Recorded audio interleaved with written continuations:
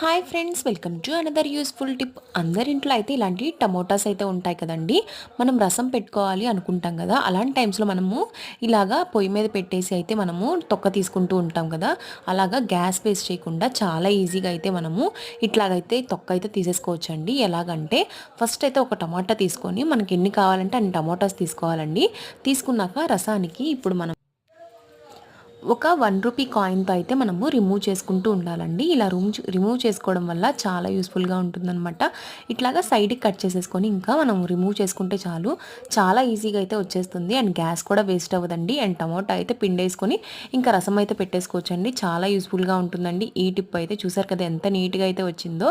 అసలు మనకి ఏమి టమోటా అయితే రిమూవ్ అవ్వదు. ఓన్లీ పైన పీల్ ఆఫ్ అయితే అయిపోతుందండి. Thank you for watching guys.